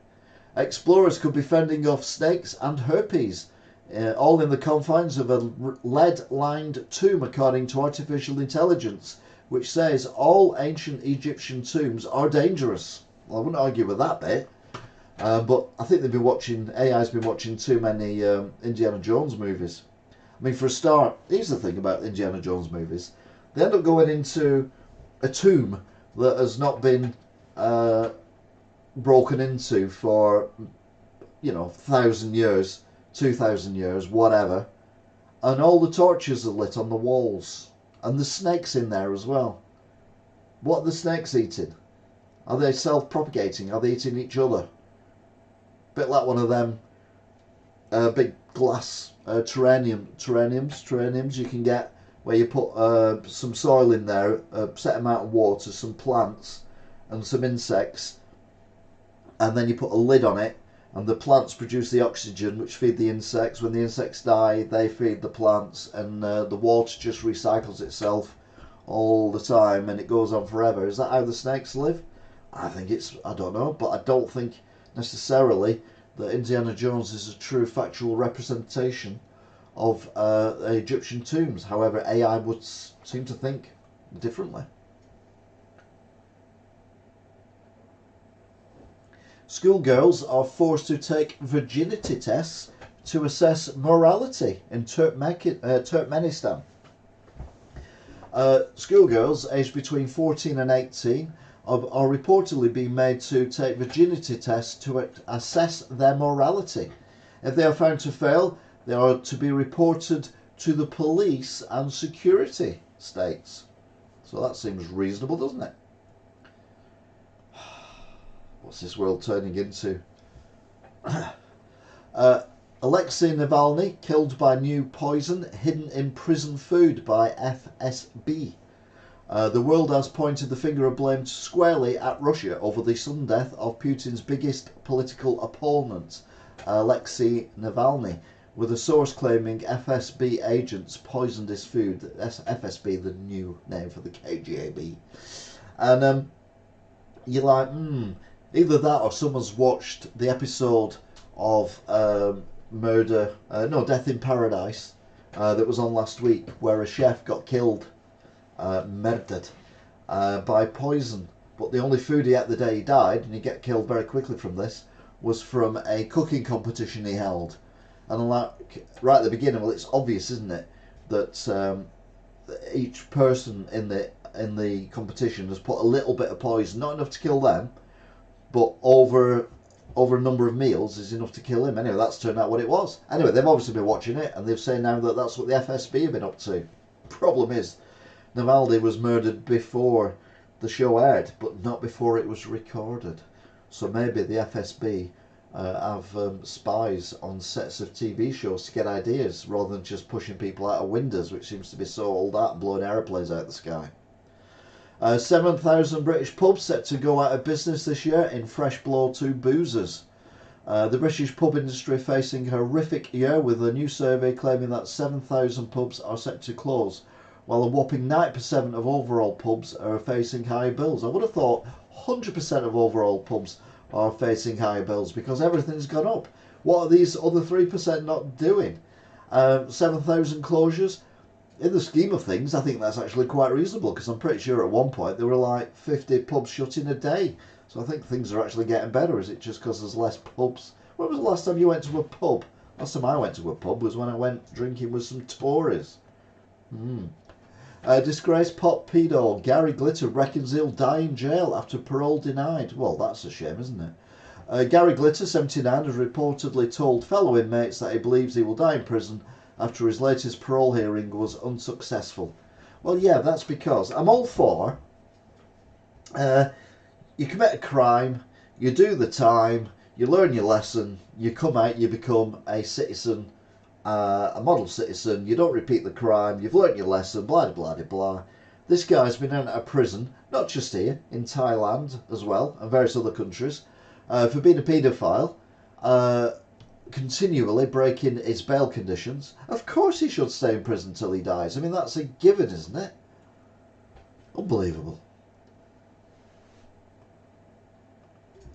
Brits warn do not touch camels as 2 die from rare strain of COVID-19. Now, I don't know whether it's the camels that die or whether it's the humans that die. But Middle East respiratory syndrome is normally contracted from camels, either by touching them or drinking their raw milk. 2 things health officials have warned against Brits doing. Yeah, I don't think I'd be going around drinking camel milk. And I don't know how you're supposed to ride one without touching it. Surely you just wash your hands afterwards. Remember, we survived COVID, didn't we? So far. Megan Fox looks totally unrecognisable as fans cruelly mock her new appearance. I think they might have put their own picture up there, but it's amusing nonetheless. Missing MH370 could be found within 10 days as expert finds a new search area. The Malaysia airline passenger jet vanished during a flight from Kuala Lumpur to Beijing in, wait for it, when do you think it was? MH370. Remember the one that they went looking for? They thought it might have gone to Australia, they thought it might have landed in some woods, they thought it might have flown to Russia or somewhere. How long ago was that? I shall have a swig of my drink and then I shall tell you. It happened in 2014. It is 10 years ago that it went missing. And now an expert has claimed, he might be able to find it in just 10 days. Well, he probably can't. We can't find it in 10 years. We're not likely to find it in 10 days, are we? Unless he's hidden it in a bunker somewhere. Chernobyl mutants, cancer-resistant wolves, creepy black frogs, and unique dogs. That dog looks cute. Hiya Rollo, by the way, if you're still watching. The animals living in the Chernobyl exclusion zone have evolved in bizarre ways following the nuclear disaster in 1986, with researchers even finding genetically distinct wildlife. Yeah, I suppose yeah, if you get a shock of radiation, it might change stuff. But I mean, it takes longer to evolve than less than 50 years. Navalny's body smuggled out of prison in dead of night by mystery motorcade? Question mark. The convoy vehicles, including a UAC van believed to be carrying the body of Russian opposition leader Alexei Navalny, was filmed on a 35-mile midnight dash in a temperature of minus 30 degrees, which means at least it keep everything fresh. Yuck. Ukraine's deadliest female sniper issues Vladimir Putin assassination warning. Elena Belorsky, Ukraine's deadliest female sniper, thinks Russian President Vladimir Putin will be assassinated before he faces an international tribunal and longs for the chance to take him out herself for a candlelit meal. No. Take him out by shooting him because she's a sniper. That's one thing I say to people who said, "Oh, I haven't seen you for ages," when they come up to me and I go, "Yeah, I missed you as well. I really need to go back on my sniper training course." Man demanded wife returned kidney or give him £1 million as part of a divorce settlement. A soon-to-be divorced man made a staggering request during divorce proceedings after he asked his wife to return a rather unusual gift, with doctors saying it's just not possible. He wants his kidney back that he gave his wife. I mean, you know, what? Wildlife camera captures far more than planned with eye staring back in woods. I mean, if that isn't someone in a shit mask, I don't know what is. But anyway, apparently it's somewhat scary. Scientists grow a pair as they create a lab-grown testicle in pioneering research. Scientists have managed to grow a pair, literally, after they grew a pair of testicles in a lab in a major medical breakthrough. They hope it will help solve a range of health issues. I don't know what the health issues would be other than bowel cancer. But anyway, if it works in that respect, then that's good. Putin promotes prison chiefs as reward before murdered Navalny. Forgot his name already. Is even buried. High-ranking figures in charge of Putin's hellhole prisons have been handed promotions by Vladimir Putin following Alexei Navalny's suspicious death behind bars. It wasn't suspicious, it was natural causes. Another thing that's been said that probably happened is he went for a walk in the minus 30 degree temperature, and then when he come in, one of the prison guards hit him squarely in the chest, and the heart is weak after the temperature change and all that kind of stuff, and that would give him a heart attack, so he would die naturally having been punched. Yep, it's all there. Putin gives a £350,000 bulletproof limo to Kim Jong-un in latest show of bromance. The pair's unsettling public friendship appears only to have become more and more well known since Putin's decision to invade Ukraine, enriching divisions between the East and West. Oh, it's nice. It's nice when people get on. Bullet-ridden body of Russian pilot who defected to Ukraine is found in Spain. Spanish police say they suspect the bullet-riddled body of a man found in eastern town is that of Russian defector Maxim Kuminov, who flew in a Russian army helicopter to escape the war. Yeah, it's a bit like what's it called? What's it called? The thing where death catches you up. That, yeah. Putin spokesman slams Navalny murder claims as insolent accusations.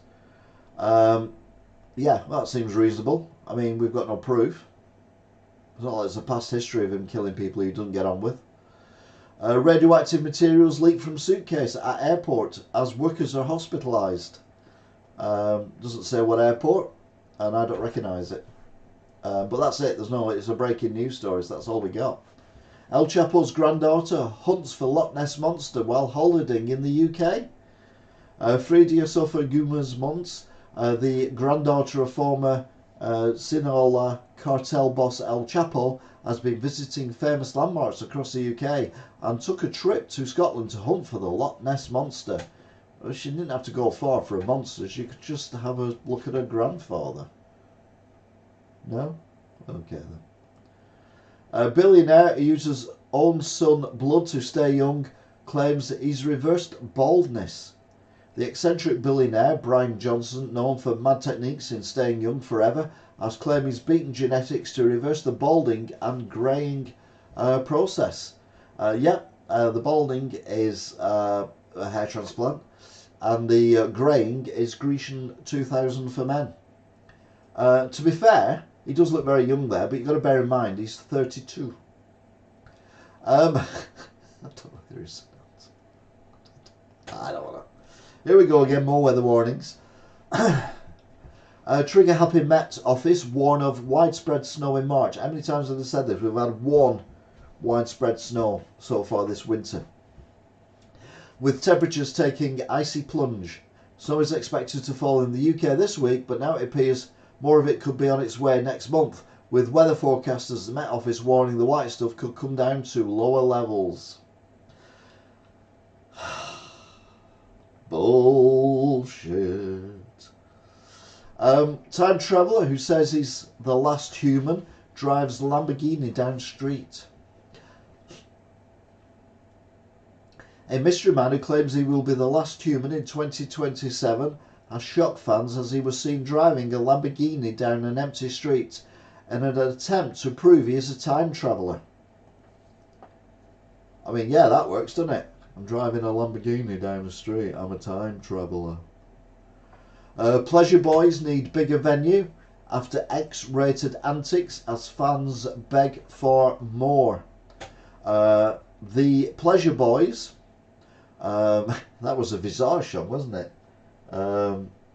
Wasn't one of the biggest hits, but it's a good tune, the Pleasure Boys. You need to, if you like Visage, Mind of a Toy and Visage and all that kind of stuff, Fade to Grey, then it's a bit more rocky, Pleasure Boys, but it's a good tune.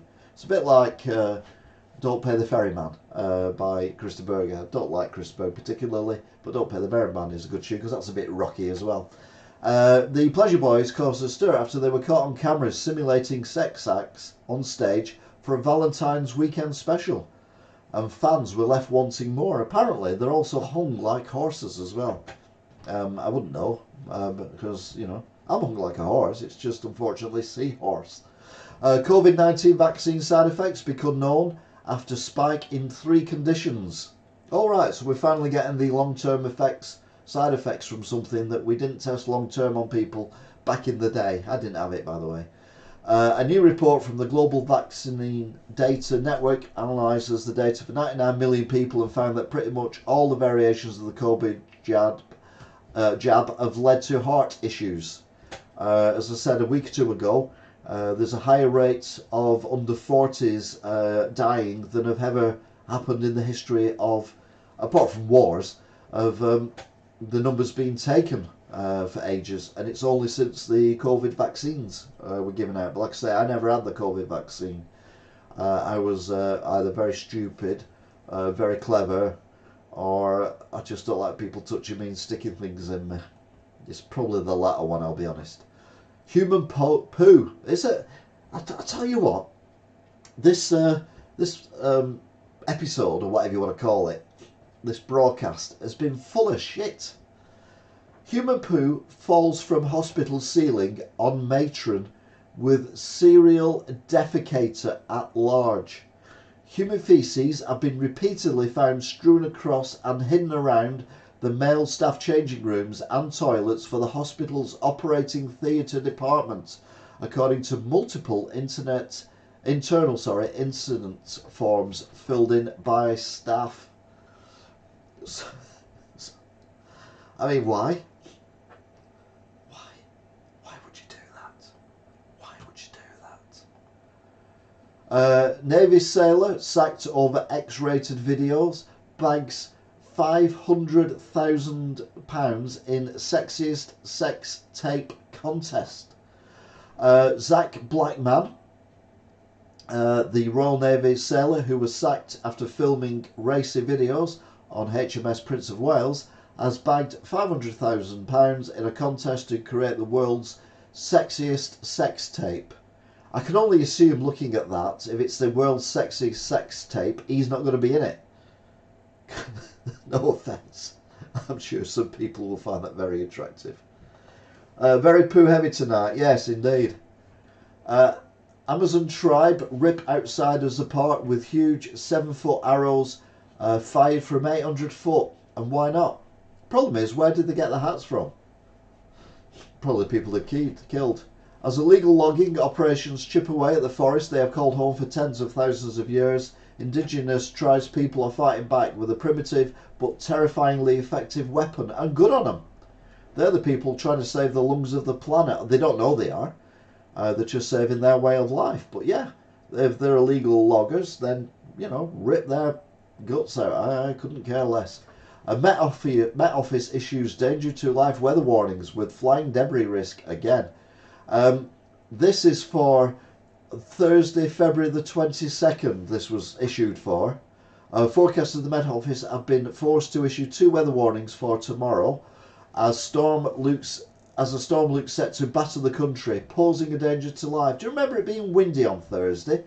I don't remember it being that windy on Thursday. Like I say, they're getting trigger happy at the moment. People should leave them alone. Indeed, they should. A UK weather map shows where snow will fall in the next 24 hours in a 10 centimetre per hour blast. Did it happen? No, it didn't. This was last week. Trigger happy. Prince Harry has no plan B. A size of royal family rift finally hits home. He's finally realised that he's pissed everyone off and he can't come back. And yep, good riddance. Vladimir Putin's cronies plot murder spree against UK rivals with 12 targets. Vladimir Putin is reportedly planning to terminate a number of British rivals, with his death squads now targeting at least 12 enemies, a critic of the dictator has claimed. It might be me, because I slag him off every week. Go away, Harry. That'll do. Nicola Bulley's dog, new owner could not be saved, as her struggle was brief. I mean, have we got that stupid woman who talks to the animals? Pet psychic that I saw on Gogglebox. Nicola Bulley's dog Willow was found running between a gate and the bench near the River Wye where the mum went missing. And an expert told the Daily Star the pooch would have understood what had happened. Of course it would, because it's a dog and they're super intelligent and she can read its mind. A woman to become first person to marry AI hologram after dumping a mannequin. In what sounds like an episode of Black Mirror, a woman will become the first person to marry an AI-generated hologram. She dated and lived with a mannequin called Pierre before. She seems like maybe we should make her President of the United States of America. That might be a good idea. People reckon world is ending as iPhones stuck on SOS mode and networks crash. Several major US mobile networks have gone down, leaving customers unable to make calls or use data. People have taken to social media, I don't know how, to voice a concern at the major disruption and the possible ending of the world because their phone isn't working. Oh dear me. Death row killer to become second inmate executed by new agonising experiment. Alan Eugene Miller is set to become the second death row inmate executed by nitrogen gas, a new method that's been dubbed agonising and likened to human experimentation. And we care because... Murderer. Thug bit barber's testicles. It's alright, we can grow him a new pair. With extreme force before claiming he got AIDS. Now, it's not specified whether he thinks he got AIDS from biting the gentleman's testicles, or, this is not shit, or he had AIDS before he bit the testicles. Bradley Cooper, not the Bradley Cooper, 38, left his victim bleeding and needing stitches after he sank his teeth into his groin during the savage attack in front of horrified shoppers. I mean, surely if you're in a barber's and you want to attack someone's testicles, you'd use a pair of scissors, not your own mouth.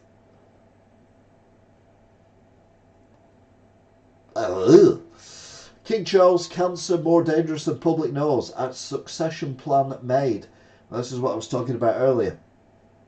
King Charles is understood to be making plans for his succession following his cancer diagnosis, but one member of the royal family is not being kept in the loop. I wonder who that is. It makes sense that there is. I mean, he's nearly 80 and he's not in good health, so it makes sense that there's a succession plan even without the cancer diagnosis in place. But anyway, yeah, and someone's been kept out of the loop. I wonder who that is. Hooray! Tesco changes how it displays its club card prices after backlash from Watchdog, the TV show. Tesco at first challenged the claims, but has now said it will make changes to the way it displays its club card prices after a backlash from customer organisation Which. I don't agree with the club card prices anyway. I do not believe in an economic crisis that supermarkets should have your name, address, date of birth and your shopping habits just so you can get the discounts that they can obviously afford without giving the information that they want. You think he has leukemia? Alright, okay. I assume that's King Charles. King Jong-un has a secret son, but he's embarrassed to show as he's not fat enough. Kim Jong's despot and slightly chubby leader Kim Jong-un, North Korea, despot and slightly chubby leader Kim Jong-un has a son, but he's too pale and thin to be shown in public. Yeah, your country's starving to death and you don't want to show your son off because he's pale and thin. World's oldest dog has title wiped by Guinness World Records after a dispute. Bobby from Concertos in Portugal, who died in October, has been stripped of his title of world's oldest dog after an investigation by Guinness World Records. I mean, how can you prove a dog is so old or not old unless you've got the registration documents and can prove it's the same dog with DNA, which you can't do because you don't take dog DNA, but we should take dog DNA. So if people repeatedly soil streets, we know whose the dog is and who owns it, and then we can find them. New identified virus sweeps world as docs admit we don't know what it is. A mystery virus has apparently been running riot in the United States, with several TikTok users taking to social media to claim they have all been suffering from it. I assume it's the tummy bug that we were on about before. Rollo's friend, yes. Sick ways the Kremlin kills enemies. Poisoning, punch to the heart, which is what I was on about, plane crash. Vladimir Putin and his Kremlin cronies have allegedly killed off ideological opponents in a variety of ways, from staged plane crashes to poisonings on British soil, which is the gentleman that David Tennant played in the TV show of the same name, which, well, it wasn't the same name, it was the same name as the person who he'd killed, not the same name as David Tennant, because that wouldn't make sense. Joe Biden's pet dogs leaves US agents with severe wounds with at least 24 bites. Commander, a German Shepherd, left victims with severe injuries, some of which needed stitches, after he administered at least 24 bite wounds in less than a year. He's protecting his owners from all them people who are trying to kill him by making him walk upstairs and things like that. Good on you, dog. Again, when does this stop? Asking for a friend. In partnership with the EFL, we're delighted to be using the Rainbow Ball this evening, the first to be used in English professional football. It's Wigan Athletic, doesn't really count. For every goal scored with the Rainbow Ball, Puma will donate to an LGBTQ+ Fans for Diversity fund. Why don't you just, give money as well to families whose children can't afford to go to the football because of the economic crisis, rather than pandering to a minority of people who probably don't even like football anyway. The Multiple Sclerosis Society has sacked a 90-year-old volunteer for breaking its diversity policies after she was asked what pronouns were. She worked for the charity for 60 years. Now, this is in America, not the UK, but a 90-year-old volunteer has been sacked from the MS Society because she didn't understand he, she pronouns for transgender and stuff. She's 90 years old. She's been working for you for 60 years for free, and you still sack her, you absolute arseholes. Another Banksy archive. Pretty cool one. beach with a tsunami coming in. Mum oblivious, because that's where the world's going at the moment. When your dad allows you to drive his car for the very first time. I think that's a very young Max Verstappen. Driving his dad's car. He was driving and racing and winning. I think he was driving a Formula 1 car before he could get a licence in Holland to drive an actual car. It's just bonkers. I might have shown this before. There's a statue in Poland that turns into Darth Vader when it snows. You've got to admit, it's worth, if I've shown it before, it's worth showing again. That is genius. For some reason, my nose has got all blocked up. I've just got to blow my nose. Bear with me a second or three. Getting all bunged up.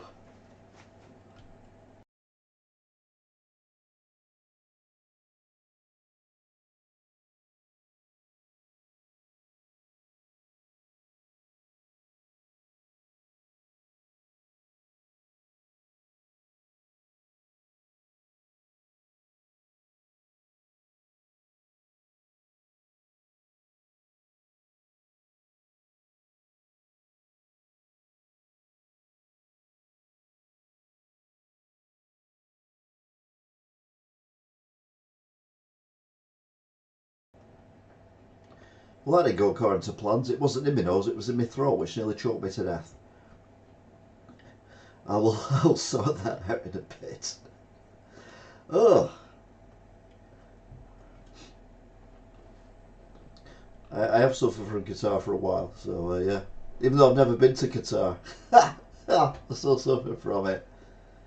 Yeah, I've unmuted myself. I didn't want you to hear me coughing my guts up. So I've unmuted myself again. I didn't know I was going to mute. We've had 3 likes so far anyway, so it's not all bad. Yeah, I know there was no sound. You don't want to hear me blowing my nose. Drink loads of water. Yeah.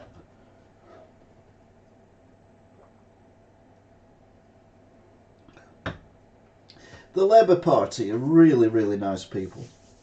Hypocrite Rayner's £48,000 profit on a council house sale. Starmer's deputy used Maggie's flagship policy to buy a discounted home, and she sold it for £48,000 more than she paid for it, which is perfectly legal, not wrong with that. But now she's been saying that if they get into power, they will not allow people to do the same thing she's done in the future. Which is it, but hypocritical.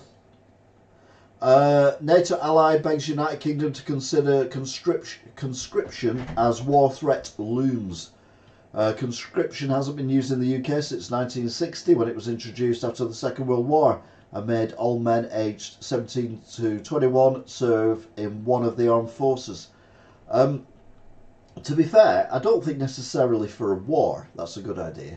But I think if we go back to, remember the programme Bad Lads Army, where they'd have these trouble-causing dickheads, for a better description, from different towns and things, and they'd end up being treated really badly and harshly in a barracks, and they'd have to do like army training and stuff like that. And you know, they got basically brought down a peg of 3, which I thought was brilliant, and that was only for a few weeks. But yeah, I think anyone who's found guilty of some minor discretion, so you know, like antisocial behaviour or anything like that, should be conscripted into the army. I think there's nothing wrong with that. World War II bomb detonated by Navy after thousands evacuated from Todger-shaped zone. The 500 kilogram Second World War bomb, which prompted one of the largest UK peacetime evacuation operations, was detonated at sea, killing, I would imagine, many thousands of fish, maybe a few seals, and a couple of dolphins. Todger-shaped evacuation zone, you're asking? A member-like exclusion zone was erected by police. So 300 metres of where the bomb was had to be cleared because it was that big a bomb that if you were in 300 metres of it, you could have been killed. There was certainly a lot of damage, so you can see the route it took. But I'll be honest with you, if my Todger looked like that, I'd be going to the doctors. So I don't quite know where they get the Todger bit from. It's a broken Todger, I suppose, I don't know. Ukraine's general promised to turn all Russian soldiers' corpses into dog food. Russia's unended invasion of Ukraine started with rhetoric the likes of which we hadn't seen before, as the Major General made a shocking promise to Putin's forces. Seems reasonable, to be fair. It's not, obviously. West will be next on Putin's hit list as Ukraine war enters third year. Ukrainians fear the world could become a slaughter mess as the death toll continues to rise rapidly and supplies dwindle, leading them to warn the West, you will be next. And I don't know whether we will or not, but I think better to err on the side of caution and keep Ukraine armed. Emmerdale Tom King's lawyer tells Brenda has missed the deadline. An X-rated model on Russia's most wanted list has continued to top Vladimir Putin with saucy snaps after she caused a stir in posing topless in front of St. Basil's Cathedral. I think they've got the wrong headline on that one. They had the wrong picture before. I think they've got the wrong headline. Either that or Tom King has changed a hell of a lot in Emmerdale since I last watched it. Heavy rain. Is there enough space ahead? Met Office issues urgent warnings as UK faces 40 millimetres of rain and downpours. Again, nothing happened. This was last week. Ish. Aliens exist, but there are 2 reasons why we'll never meet them, says an expert. Yeah, they exist, but we'll never meet them. He says the main reason is they are too far away. No shit, Sherlock. I mean, oh, the other one is they're too small. March snow entirely possible now, and could cut off parts of the UK. Experts warn. A leading weather expert has said we could see a return of snow next month, although the week to come is likely to bring more sedate conditions across the UK, including a snotty nose from me. I have no idea where this snotty nose has come from.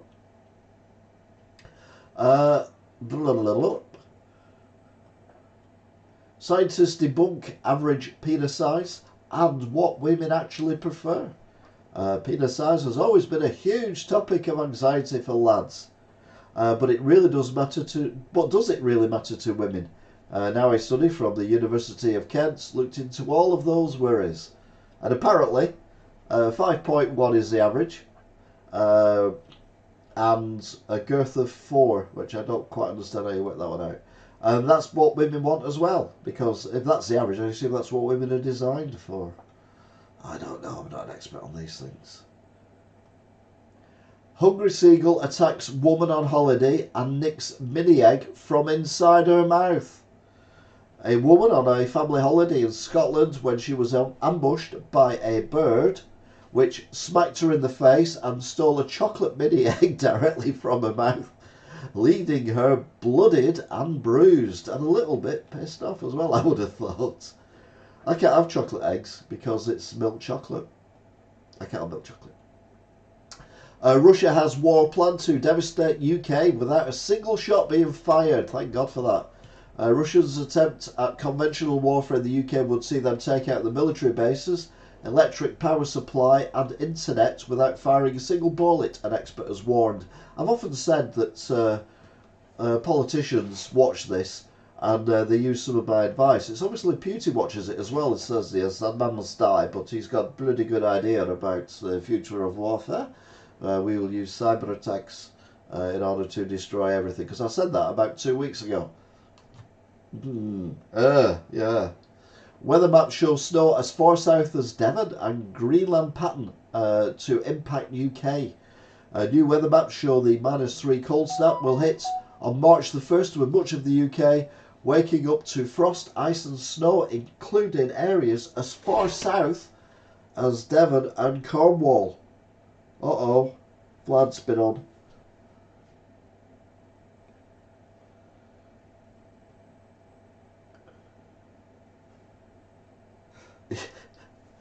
It's a good point, well made. Very up to date as well, I must admit. Yeah, anything with the word Met in it should be taken with a pinch of salt.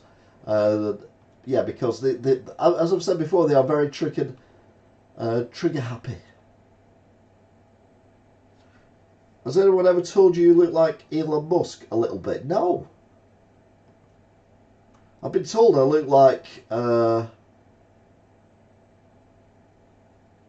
Richards off of Top Gear, and I've been told I look like Mr. Bean. Neither of which are true.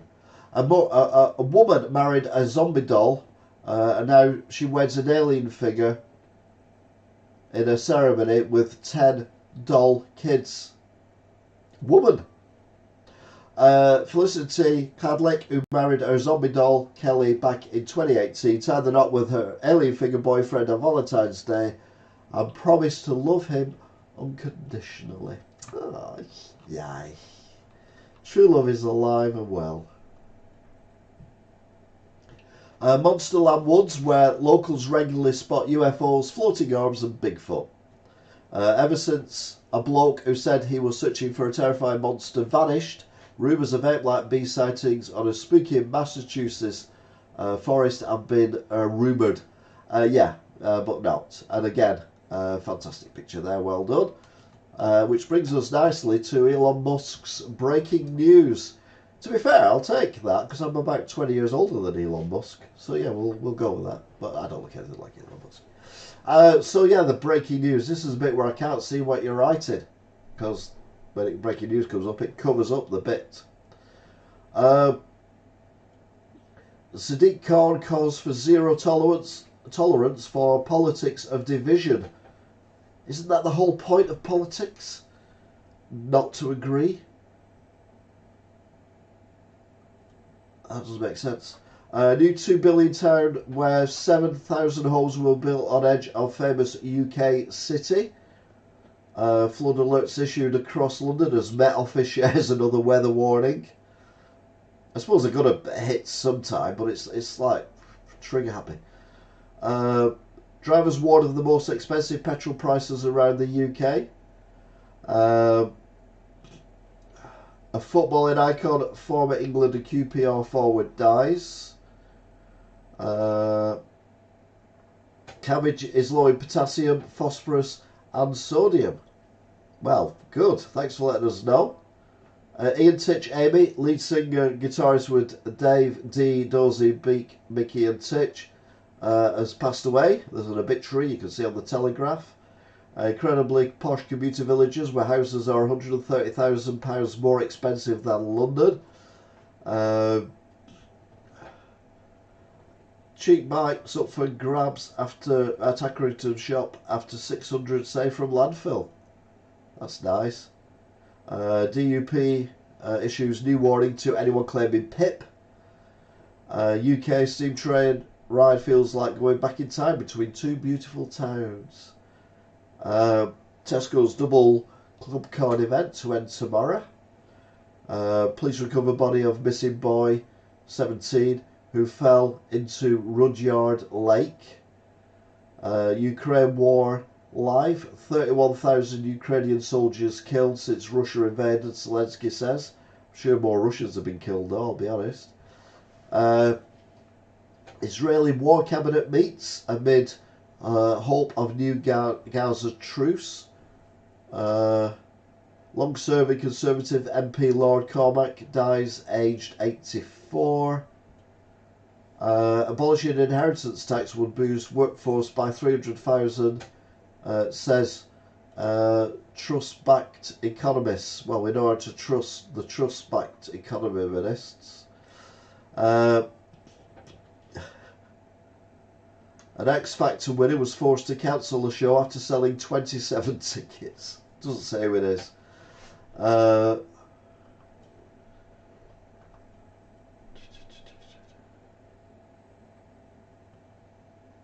Supermarket wants their most expensive for 8 staple items, now amongst the cheapest. Is it Sainsbury's? Doubt it, it's probably Morrison's. I'm not ashamed. Angela Rayner hits back after being branded hypocrite over council house sale. Well, nothing to be ashamed about. But it's just, you know, don't stop it for other people if you're taking advantage of it yourself. BT versus Virgin Media, which is the better broadband provider. Well, Virgin Media's shite. Sky F1 presenters confirmed lineup for the F1 2024 season, and Martin Brundle's pictures there, so I ain't going on Sky. COVID symptoms that last for months are surprisingly common and risk dangerous side effects. McDonald's halves price of popular menu items, but just for one day. I think it's tomorrow actually. National Trust site in Greater Manchester among UK's best gardens to visit. The small sign of lung cancer you can see on your right hand's symptoms. Well, to be fair, I don't smoke. Chris Nicholl dies on the same weekend as Stan Bowles, also from dementia.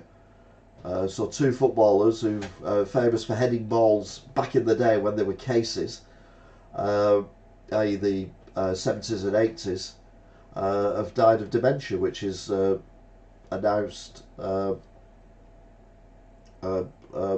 damage to the brain from the heading of balls, etc.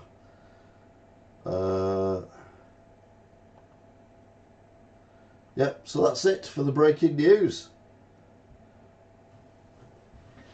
So we've got the stuff back again. So we've had 40 views. Average view duration is 22 minutes 37 seconds. Most views we've had concurrently is 11.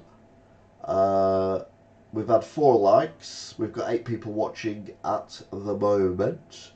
We have been on for 1 hour and 56 minutes, and I'm going to give a big shout out to everyone who's interacted. So a big shout out to T, Laney, Angela O'Kane, Sean J, Stephen LFC1, Rollo,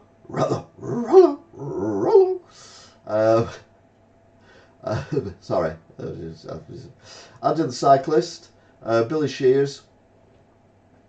I think that's it. Yep, that's it for different people who've interacted. So a bit of a quiet one. But yeah, thank you very much for you still are. And all being well, I will see you again next week for another news roundup of the week. It's news roundup of the week. And no, I don't look like Elon Musk. Unless Elon Musk is balding. Mind you, I'm amazed I've got this much hair at this age, but there you go, what can you do?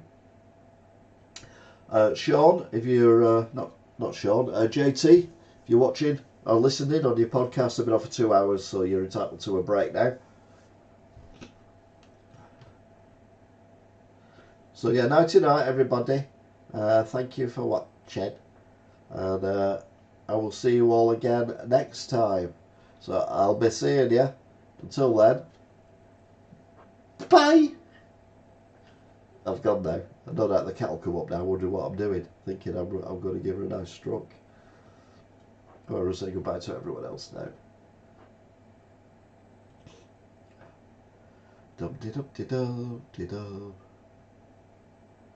Da dum de dum de dum de dum. Yeah, we're nearly there. I'm nearly seeing it on my stream. Dum de dum de dum. So we're seeing you, and there we go. Bye, wobbly head. There you go.